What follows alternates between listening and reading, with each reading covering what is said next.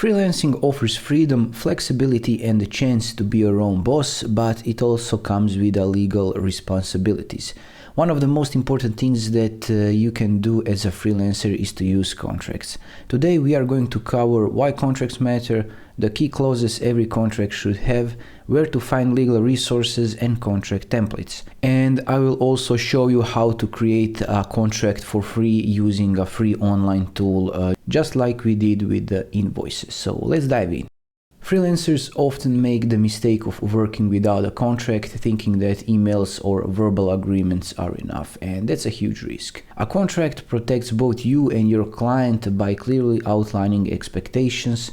It helps prevent misunderstandings, late payments, scope creep and legal disputes. Here's why every freelancer should use contracts. It's clarity because you define the work, deadlines and payment terms. For legal protection, if a client refuses to pay or violates the agreement, you have legal grounds to take action. Professionalism shows clients that you take your business very seriously. And security, of course, ensures that you get paid for your work and sets boundaries on revisions and scope changes. Even if you're working with friends or repeat clients, always use a contract. It's a safety net for both sides. A well-written freelance contract should cover all key aspects of the working relationship. Here are the essential clauses to include. Scope of work. What exactly are you delivering? Be specific about the project details. For example, a freelancer will write 5 blog posts, 1000 words each, on digital marketing topics. Next we have payment terms. How much will you be paid? Payment schedule. Will it be upfront, milestones or upon completion?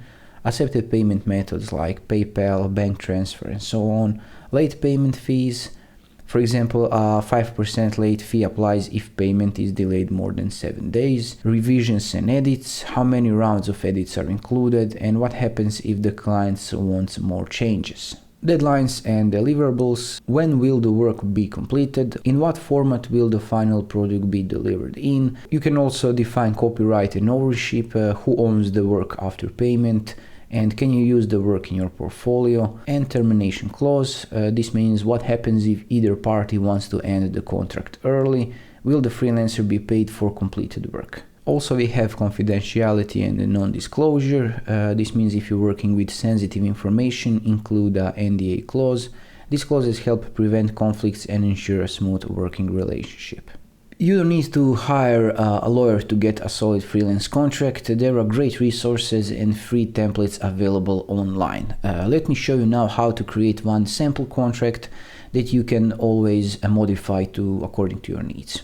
If you go to this website called freelanceunion.org, you can see that we have the contract creator here. I will put a link in the resources of this lecture so you can access it easily. And this website is super useful, so I encourage you to check out what they offer also to help you out in your freelance journey. So let's run through the contract creator form. As you can see on the left side, over here you will add your info. Your business name, your address, city, phone, email, and on the right side we have a client info. If you go a little bit down, you can see the scope of work. Over here, freelance worker will provide the following services to the hiring party. Over here, change the, for example, start date and end date. And let's say the services will be blog post. It will be $150, for example. You can see the total here. And if you want to add services, just add services here. Or if you want to delete, use this trash bin icon. Also, we can ask for a deposit, so choose it here. Under the date of timing of payment, we can define the timing of payment, of course. We can due on receipt or, for example, 7 days after receiving our receipt. Also, we have milestones. If you work with the milestones, for example, you want to break large projects into smaller ones, so we'll work with a milestone. So every milestone will be, for example, blog post 1.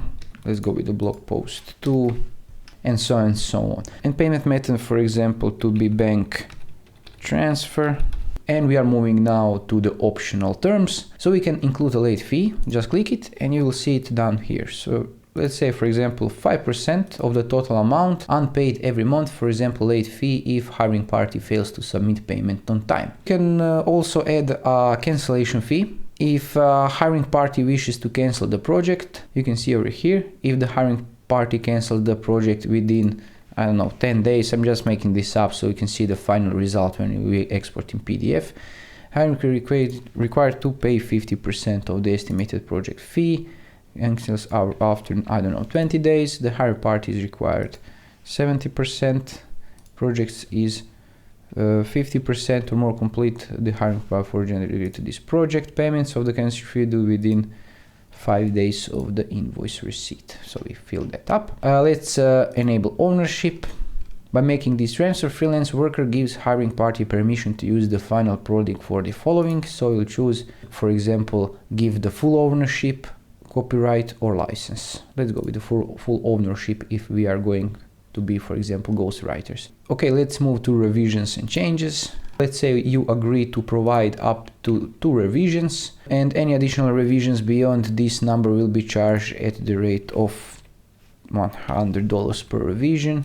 The client must submit revision request within 5 days of the receiving the work, and the freelance worker shall complete revisions within 5 days of receiving the client's request. Let's, for example, add a kill fee, and this kill fee means that if hiring party decides not to publish or otherwise use the commission work from the freelance worker, this fee is knowledge, effort, time, professional extra invested by the freelance worker in fulfilling the commission. The kill fee will be set at the, so we'll set, for example, I don't know, 50% of the originally agreed within 5 days of hiring party notification. And let's say that this is our basic contract that we will deliver to our client, and go to the signature, and you can, draw your signature here. And if you're done, you can download Microsoft Word file or download PDF. I always recommend downloading PDF. And now it's downloaded, and if you click it, you can see your freelance work agreement. You can see your information, hiring party information.